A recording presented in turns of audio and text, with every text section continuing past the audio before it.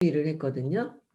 그래서 나폴레옹 시대하고 맞물린 신고전주의의 그 또 새로운 스타일의 그 그림들을 감상했고요. 오늘 거기에 이어서 신고전주의와 그다음엔 낭만주의거든요. 낭만주의하고 신고전주의하고 어떻게 다른지 앞부분에 살짝 비교를 좀 해 볼게요. 신고전주의와 낭만주의. 자, 우리가 그동안 어 계속 공부를 했기 때문에 여러분들은 다 아실 거예요. 가장 딱딱한 게 세상의 중심이 되면 가장 부드러운 게 그다음에 나오잖아요. 근데 나폴레옹과 그 프랑스 대혁명과 이제 그 시대에 다시 권력적인 그런 세계관에 의해서 만들어진 게 신고전주의거든요. 그래서 좀 뭔가는 신고전주의는 강하고 뭔가 드라마틱하면서 강하고 위압적이고 그런 게 세계관이라고 볼 수가 있겠죠. 나폴레옹은 절대 권력을 다시 만들고 싶었던 사람이기 때문에 프랑스를 중심으로 일어났던 그런 신고전주의나 그리고 또 프랑스를 중심으로 일어났던 낭만주의 극과 극을 보이는 그런 사조라고 볼 수가 있는데 거기에 가장 대표적인 화가로 앵그르와 드라크루아 이 두 화가가 있거든요. 근데 신고전주의와 낭만주의는 약간 시대가 오버랩되기 때문에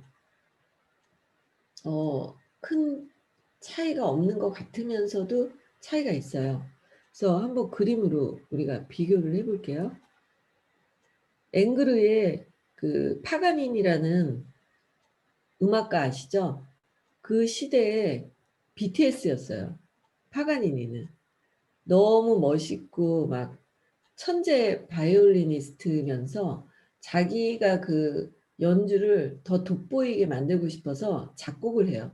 본인이 연주할 곡을 본인이 작곡을 해서 어 인간의 그 한계에 넘어서는 그런 작곡을 하죠. 그러니까 예를 들면 바이올린을 하는데 이 밑에 도와 위에 도가 바로 연결된다든지 이렇게 돼 버리면 손가락이 얼마나 힘들겠어요. 그쵸?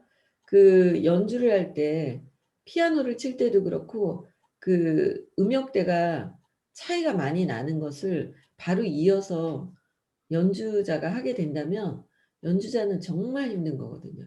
그런데 그런 연주의 형태를 어 아주 천재적으로 역사에 남긴 사람이 바이올린 중에서는 파가니니라는 사람이 있었고 그리고 피아노로는 쇼팽이에요. 그러니까 그 사람들은 작곡만 한 게 아니라 자기가 연주하기 위해서 작곡을 했다는 거죠. 그래서 대부분 자기가 그 천재기를 보여주고 싶으면 쇼팽 곡을 하는 거예요. 그래서 쇼팽 콩쿠르가 있는 거죠. 조성진이 쇼팽 콩쿠르에서 대상을 받은 거잖아요, 우리나라의 조성진이. 그래서 그 피아노의 콩쿠르는 쇼팽 곡을 가지고 많이 하고요. 그다음에 바이올린 곡은 파가니니의 곡을 가지고 할 수 있으면 천재인 거예요. 그래서 파가니니의 곡은 아무나 덤벼들지 않죠. 그 대신에 듣는 사람은 너무 아름다운 거예요, 그 곡이. 드라마틱하고. 근데 인제 그 당대에 그 두 사람이 스타였는데 파가니니는 좋아하지 않은 사람이 없었을 거예요, 예술가라면. 같은 영감을 갖고. 저도 20 세에 파가니니한테 빠졌던 그 4 년이 있었거든요. 그 음악을 좋아하다 보면은 한 번쯤 빠져요. 그래서 파가니니의 전집의 앨범을 CD로도 갖고 있고 판으로도 갖고 있어요. 그렇게 다 갖고 있는 작곡가는 파가니니 거인 것 같아요, 저도 개인적으로. 그래서 파가니니가 나타나서 연주를 하면 그 당시 여자들이 막 쓰러지고 실신했대요. 그래서 '최초의 그 역사적인 아이돌이 아니었나.' 그렇게 피력되고 있는 파가니니라는 사람을 다 모든 예술 작품의 주인공이 되죠.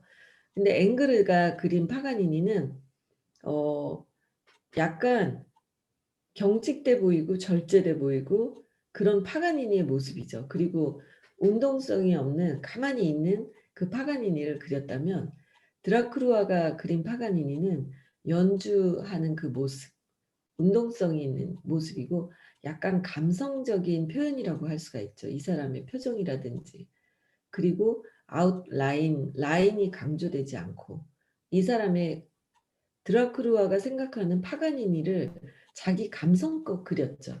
그러니까 낭만주의의 그림은 그 사람의 생각이 들어간 거죠. 그러면서 뭔가 감성이 흐르는, 감성이 지배하는 작품이라고 볼 수가 있고요.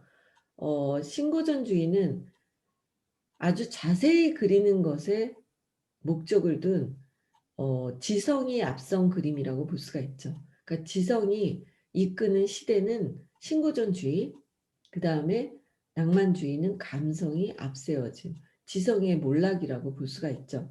그래서 지성이 모든 것을 해명할 수 없다라고 크게 일어난 시대가 낭만주의가 시작이 되면서 그게 산업혁명으로 가죠. 그래서 그림을 보면 차이가 많이 나요. 그리고 또 인제 그 말을 탄 이런 모습도 보면 앵그르의 나폴레옹의 그림을 보면 위압적이고 그리고 그 권력을 상징하고 그런 어떤 강력한 메시지가 담긴 그림이죠. 들라크루아의 그 병사의 그림은 들라크루아 낭만주의는 위대한 인물을 그리는 게 아니에요. 아무나 그리고 싶은 사람 작가 맘대로죠. 신고전주의에서는 좀 위대한 인물을 중심으로 해서 그림을 그린 거죠.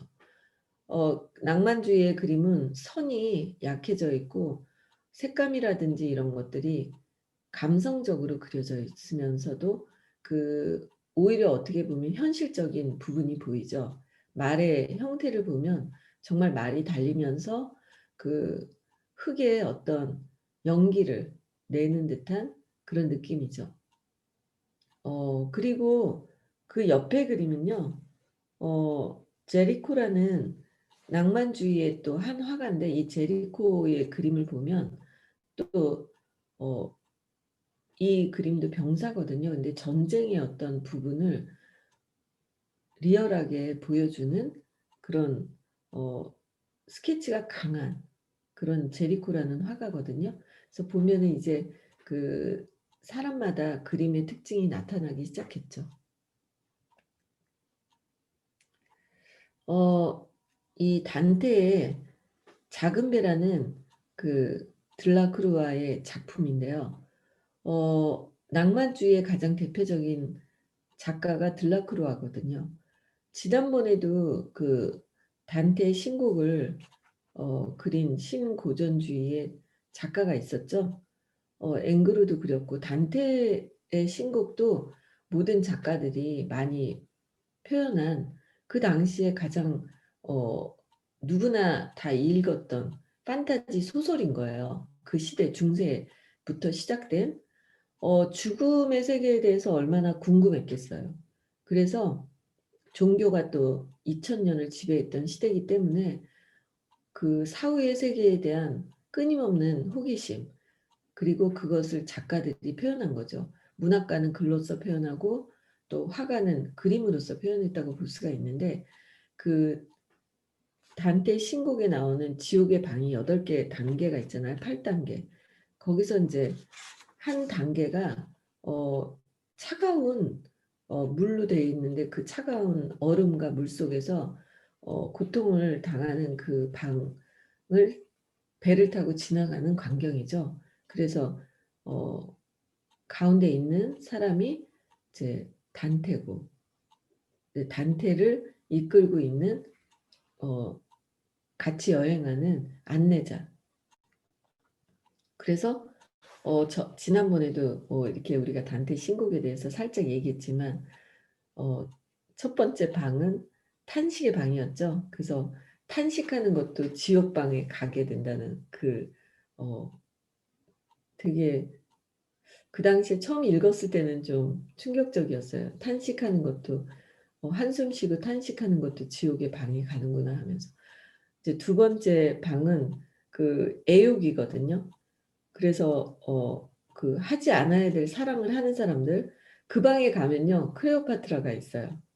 시저가 유부남이잖아요. 근데 유부남하고 결혼을 했고 뭐 이런 대표자잖아요, 그 당시에는. 그래서 애옥의 방에는 클레오파트라가 있고요. 3단계는 음식 조절하지 못한 사람들이 가는 미식지옥. 거기가 3단계인데 제가 그때 충격적인 거는 애욕보다도 미식이 더 큰 지독한 방에 가 있는 게 좀 충격적이었어요, 어렸을 때 읽었을 때는. 그래서 먹는 거가 되게 무섭다고 생각을 했어요. 그 책에 너무 리얼하게 나와 있어서. 4단계 방은 낭비한 방인데 그 낭비한 사람과 인색한 사람이 같은 방에 있다는 거. 돈을 너무 안 쓴 사람과 돈을 쓴 사람이 같이 어 같은 지옥에서 서로 계속 욕하면서 있는 그 모습. 5단계는 분노의 지옥이거든요. 그래서 그것보다도 가장 큰 나쁜 방에 가는 게 화내는 거예요, 분노의 방.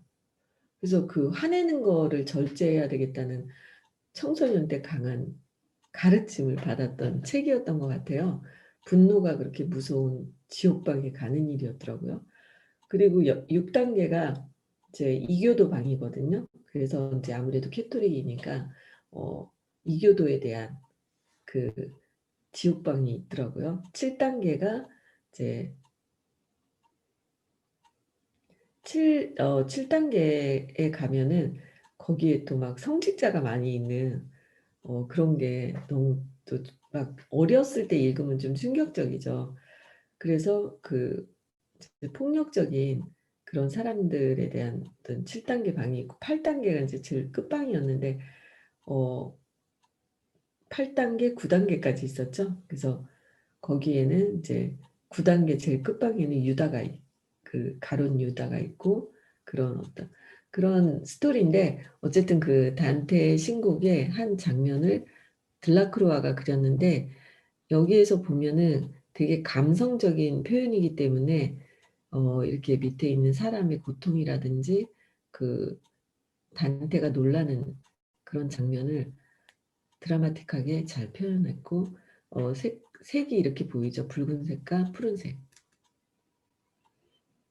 그리고 인제 그 제리코라는 낭만주의의 화가 또 한 분이 계신데 이 제리코는 그 당시에 순수 청년이었어요. 그래서 이 사람은 그 당시에 되게 아픈 그 사건이나 이런 것들을 고발하고 기록하는 그런 역할을 했던 화가예요. 그래서 그 당시에 어 되게 큰 사건이 있었어요.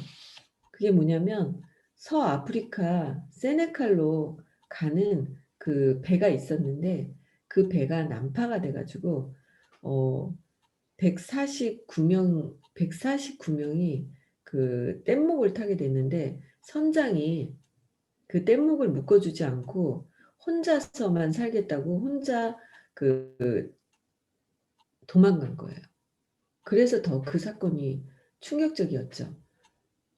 선장이 그 사람들을 더 돌봐야 되는데 자기 혼자만 도망가고 뗏목을 묶어 놓지 않고 가서 다 사망한 그 시대에 굉장히 큰 사건이었어요. 메두사호의 뗏목이라는 이제 그림을 그래서 이분이 그렸어요. 그 사건을 리얼리티하게. 그러니까 이 사람이 전시를 하면 안티와 존경하는 사람과 두 부류가 확 나눠지는 거죠. 그거에 관련된 사람들은 안티겠죠? 근데 그래서 이 사람은 낭만주의인데 추한 거를 그렸다는 그런 그 대명사로 쓰였어요. 그러니까 아름답고 행복한 것만이 아니라 그 좋지 않은 것도 세상에 알리고 그런 슬픈 감정을 다 그린 그런 성격의 소유자였거든요. 근데 아까 보면은 그 신고전주의 앵그르와 들라크루아가 있었잖아요. 근데 그 당시에 그 미술 잡지에 서로 계속 욕을 했어요. 신고전주의의 화가들은 낭만주의의 화가들을 수용하지 못하는 거죠. 너무 새로운 거니까. 그래서 그 당시에는 인간의 탈을 쓴 악마다. 이게 그림이냐? 그림도 아니다. 정상이 아니다. 그러니까 감성에 의한 그림이잖아요. 근데 신고전주의는 지성을 앞세우는 사조기 때문에 감성에 휩싸이는 거는 악마다 그렇게 표현한 거죠. 그리고 낭만주의의 들라크루아는 앵그르를 향해서 빛바랜 그림이다. 생명이 없다. 그러니까 지성에 의해서 막 어떤 권위적인 그림이다 보니까 그거는 그 감성이 없는 그 생명이 없는 가짜의 그림이다. 그런 그 욕을 막 서로 하면서 대결을 했던 그런 시기였어요. 그 시기가. 그래서 이 신고전주의에서 이제 우리가 바로크 시대에 바흐와 핸델이 뭐 음악의 아버지다 이렇게 얘기하잖아요. 그러니까 바로크 시대부터 음악의 어떤 화성의 정립이 완벽하게 되면서 음악이 발달을 많이 하게 돼요. 그러면서 바로크 이후에 신고전주의 때 나온 천재가 모차르트잖아요. 모차르트, 베토벤 이런 분들이 신고전주의에 대거 출연을 합니다. 그래서 신고전주의의 음악은 이렇게 강렬하죠. 그 다음에 낭만주의가 오버랩되면서 나오는데 낭만주의는 그 낭만주의라는 그 어감에 맞게 굉장히 감성적이고 부드러워요. 그래서 한번 우리가 신고전주의와 낭만주의의 그림을 봤잖아요. 근데 이제 음악으로 한번 비교를 좀 해볼게요. 자, 여러분들 너무 다 알고 계시는 모차르트예요. 모차르트는 루이 16세 그 시대에 있었죠. 그래서 마리 앙투아네트와 몇 번을 마주쳤죠. 그 시대인데 한번 볼게요. 가장 대표적인 피가로의 결혼의 서곡이에요. 굉장히 이렇게 표현이 강하죠.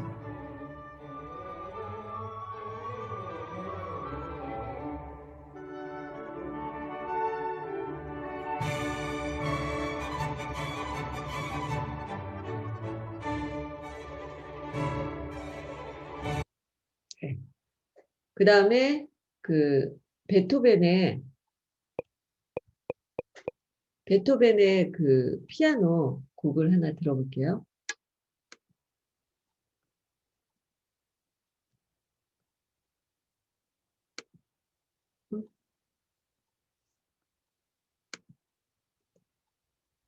아이고, 왜 안 나오지? 파가니니 거 들어볼게요. 낭만주의 한번 들어볼게요. 낭만주의는 너무나 많아가지고, 네. 우선 낭만주의의 대표적인 어, 쇼팽. 쇼팽과 그 파가니니는 항상 비교가 되는 그런 사람들이죠. 벌써 너무 사랑스럽지 않아요? 연애할 때 들어야 될 것 같은. 정말 너무 사랑스러워요.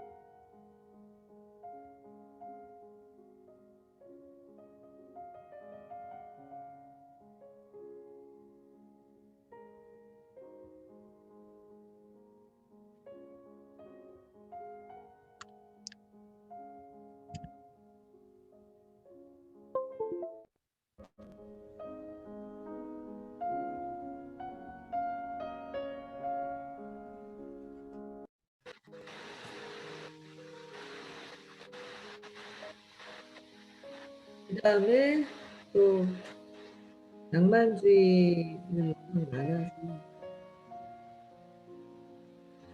자, 그 다음에 슈만이에요. 아니, 슈베르트. 슈베르트도 정말 낭만주의거든요.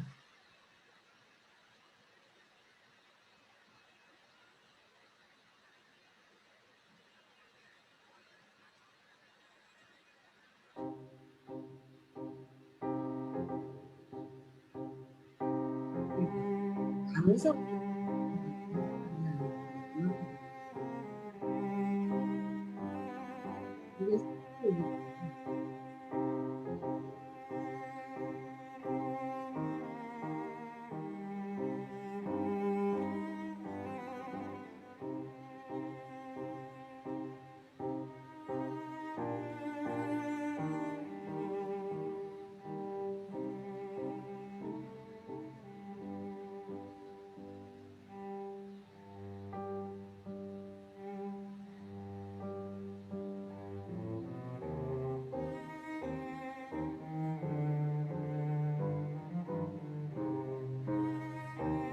네. 슈만 곡도 들어볼게요.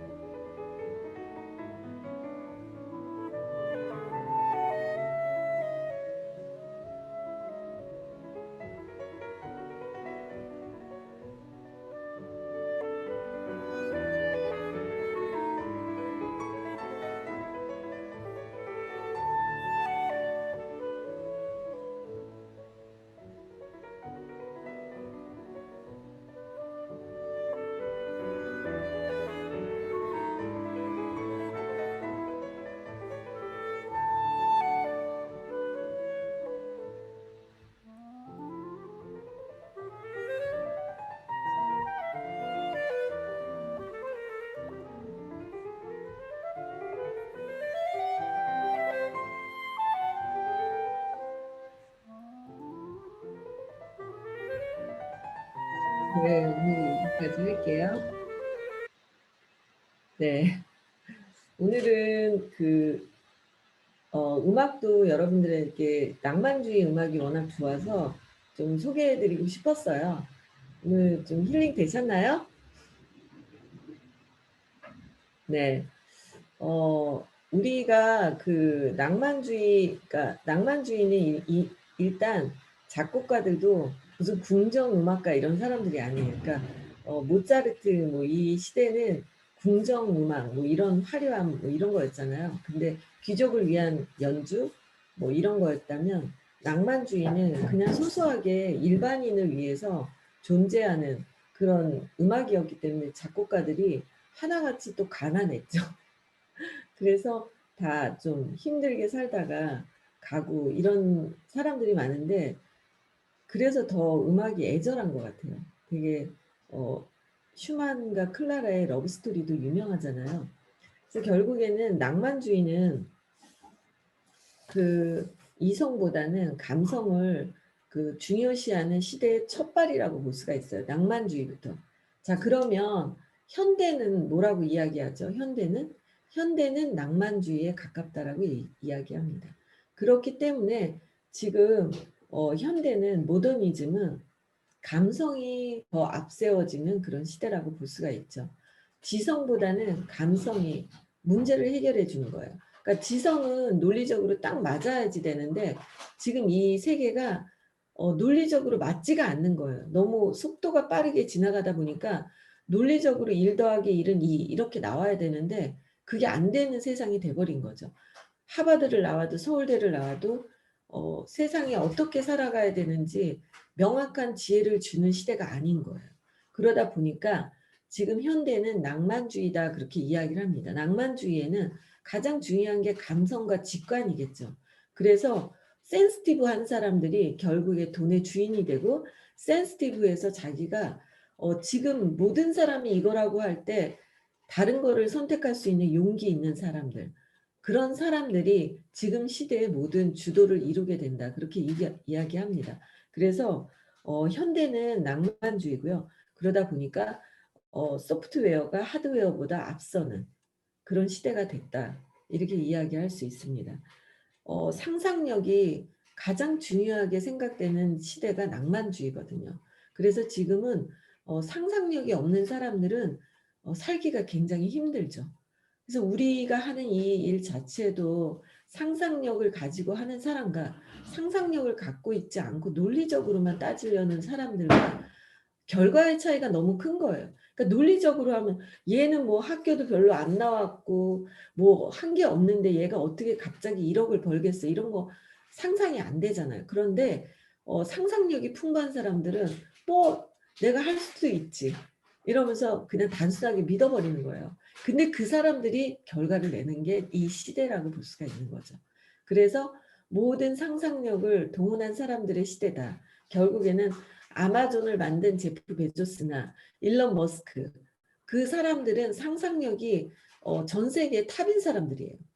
그 사람이 아마존을 만든 제프 베조스가 사실 엄청난 연봉을 받고 굉장한 회사를 다녔던 월급쟁이였죠. 큰 월급을 받는. 그래서 뉴욕에서 굉장한 성공하는 사람이었는데 그 사람이 갑자기 사표를 내고 자기 전 재산을 5년 동안 마이너스를 엄청나게 100억 이상을 하면서 만든 회사가 아마존이었어요. 그런데 그 아마존이 200억, 300억을 넘었을 때 마이너스가, 그리고 났을 때 폭발적으로 조 몇백억이 아니라 조의 돈을 벌어들이는 기업이 된 거죠. 근데 그 사람이 그래도 부인을 잘 만난 게, 부인이 난 이렇게 할 거니까 이제 생활비를 몇 년간 못 줄 거라고 얘기를 했죠. 아이들 키우는 것과 그런 거를 당신이 했으면 좋겠다. 근데 그 부인이 능력자였어요. 그 여자도 맞벌이였거든요. 그러니까 당신이 그렇게 소원이면 한번 해봐라 하고 이 여자가 몇 년 동안 했잖아요. 근데 이 사람이 성공한 다음에 이혼했어요. 그래서 엄청난 위자료를 줬죠. 그래서 그 상상력이 지금 세상에 주도를 이루는 낭만주의. 그래서 낭만주의에서는 자기의 그 감성을 다 끌어올려서 자기의 마음이 더 중요한 시대다, 그렇게 볼 수가 있죠. 그래서 결국에 그 시대에 또 이제 연결해서 나오는 그런 사람이 또 아인슈타인이잖아요. 그래서 아인슈타인이 상대성 이론이라는 걸 얘기했는데, 상대성 이론은 결국에 뭐냐면 그 사람이 몰두하는 열정을 가지잖아요. 몰두하는 열정을 가졌을 때 그 사람의 그 열정 속에서는요, 시간을 초월한다는 거예요. 그러니까 그 시간이 1시간 됐을 때 이렇고 2시간 됐을 때 이렇고 하는 그런 개념이 아니라 상대적이라는 거죠, 이 시간이라는 게. 그런데 그 시간이 열정적으로 몰두할 때는 그 시간이 1시간짜리 시간이 그 사람이 쓴 거는 20시간인 거예요. 그게 결국에는 상대성 이론이거든요. 그 사람이 몰두할 때는 남들이 1시간 쓰는 똑같은 1시간을 썼는데 그 사람은 20시간을 쓴 거가 된 거죠. 그러니까 어때요? 집중하